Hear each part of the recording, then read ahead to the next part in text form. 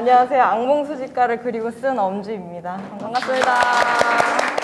와주셔서 너무나 고맙습니다. 저도 비 오는데 오늘 와주셔서 네. 감사해요. 작가님은 일러스트레이터로 활동을 하고 계신데 어떤 계기로 악몽 수집가 책을 펴게 되셨는지 궁금합니다. 저는 원래 어릴 때부터 그림을 그리던 학생이었고 매 학년 도장 깨기 하듯이 제가 잘 그려야 되는 사람이었는데 수순대로 미대 입시, 대학교 이렇게 가다가 그리다 꿈이라고 2015년도에 공모전이 있었는데 그때 전시를 같이 다른 사람들과 함께 하게 되면서 세월호 관련한 부분들이랑 이제 너무 뭔가 큰 사건 사고들이 많아서 그때 받은 어떤 슬픔이나 힘듦 같은 거를 동화처럼 풀면 좋겠다라고 생각을 해서 만들게 이제 악몽 도둑이었어요. 그래서 이제 어린 아이가 이제 해가 넘어갈 때 귀 속에 있는 악몽들을 그 도둑이 꺼내간다. 그런 내용을 가진 동화책이었는데 되게 짧았어요. 이제 그거를 조금 더 발전을 시켜가지고 좀 긴 호흡의 책으로 만들고 싶다고 생각을 해서 만든 게 이제 악몽 수집가였습니다. 악몽 도둑이 악몽 수집가로 네. 바뀌게 된 거군요. 네, 이제 도둑 아저씨에서 네. 할머니로. 할머니로. 악몽 수집가 장르가 좀 특이해요. 그래픽 노블이라는 장르가 되게 낯선데 잠깐 소개해드리자면 1978년도에 신과의 계약이란 책으로 이제 최초로 그래픽 노블이라는 장르가 탄생했다고 해요. 그래서 우리나라에서는 2000년대 초반에 장르가 들어오기 시작했고 그러다가 2020년 김금숙 작가님의 풀 위안부에 이제 끌려간 이옥선 할머니의 생애를 그린 그 책이 만화계의 오스카상이라고 불리는 합의상을 받게 되면서 한국 독자들에게도 그래픽 노블이란 장르가 인식되기 시작했다고 이제 공부를 하게 됐어요. 작가님도 악몽 수집가를 그래픽 노블 장르로 내가 해야겠다 이렇게 상정하신 건지 비하인드 스토리가 어떤지 궁금합니다. 처음에는 제가 힘들어서 긴 호흡의 동화책을 쓰고 싶어서 한 장 한 장 그리게 된 게 시작이었어요. 그래서 되게 작은 종이에 정사각형으로 그림을 그려서 한 거였는데 처음에는 뭐 이게 그래픽 노블이어야지 그림책이어야지 이런 생각은 없었고 그냥 이게 언젠가 다 모이면 책으로 만들면 참 좋겠다라는 생각을 혼자 하고 있었는데요. 출판사 대표님께서 이제 먼저 제안을 해주셔서 계약을 하고 그러고 나서도 한 4년 정도 계속 새로운 그림도 그리고 원고를 한번 갈아엎어가지고 100몇 장 그려놓은 걸 다시 또 100몇 장 그리고 그렇게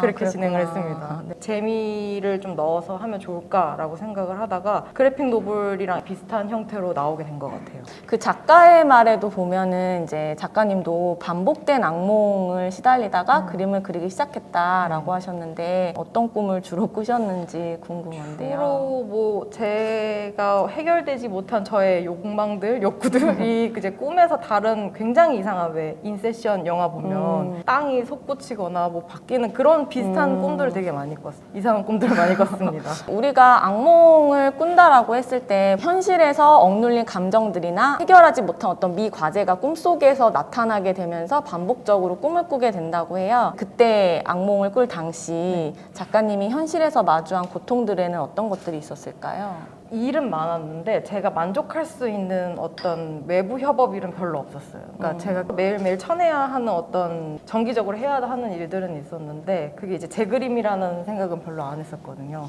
근데 거기서 번아웃이 오기 시작하면서 그게 악몽으로 이어졌던 것 같아요. 스타트업에서 매일매일 발행되는 기사가 있었어요. 일간지에 나온 일러스트레이션처럼 저는 이제 밀레니얼 세대들을 겨냥을 한 일러스트레이션을 발행을 했었는데 하루 안에 퇴근하기 전에 다 그거를 만들어내야 되는 일이었는데 그게 제 스타일대로 할 수 있는 부분도 많이 없었고 그래서 매번 다른 스타일을 연구하다 보니까 그게 너무 스트레스를 받았더라고요.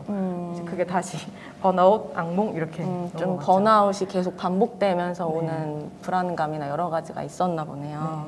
이야기를 통해서 악몽이라는 게 되게 어떤 크게 느껴지지만 사실은 또 별거 아닌 것처럼 알게 되는 것 같기도 해요.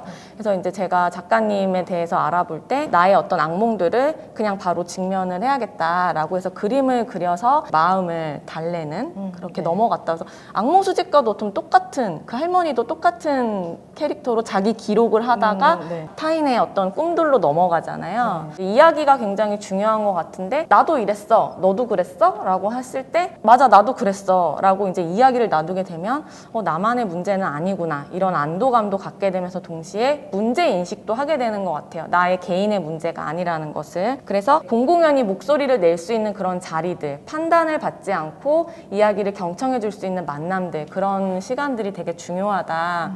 그렇게 해서 우리가 연대 의식을 갖고 나아갈 때 뭔가 세상을 바꿀 수 있는 힘도 오지 않을까, 그런 생각을 또 같이 해보게 됐습니다. 그래서 결국에는 책도 이제 작가의 이야기를 담고 있는 거잖아요. 작가님께서 이 두 인물의 입을 빌려서 전하고픈 메시지가 있다면 어떤 것이었을까요? 캐릭터를 할 때도 이제 사회적 약자로 생각을 하고서는 한 것도 있었어요. 이제 할머니와 아이가 요즘에 가장 이슈되는 문제들이 많잖아요. 주인공에서 항상 배제될 수 있는 인물들이라고 생각하기도 했고, 세대를 뛰어넘는 공통된 고통으로 같이 이야기를 풀어나가면서 제 안에 갖고 있던 좀 힘든 일들을 좀 같이 털어냈던 것 같아요. 끝으로 저희 공식 질문인데요. 어떤 마음으로 이 자리에 오셨는지 궁금합니다.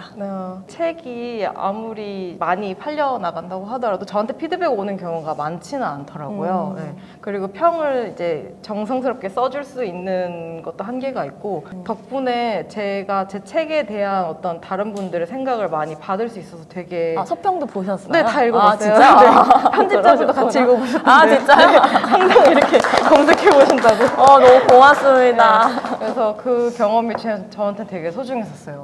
네. 저는 쓸 때는 이제 이기적인 마음으로 썼는데 다른 분들한테 갔을 때는 이게 또 다른 작용이 일어나는구나 라는 생각을 했어요. 네, 저한테는 이 악몽수집가가 되게 꿈퍼지스의 어떤 도전적인 의미도 있고 개인의 이야기를 풀어갈 수 있는, 저도 되게 지극히 사적인 이유로 이 책을 선택해서 너무나 좋은 연결이었던 것 같고요.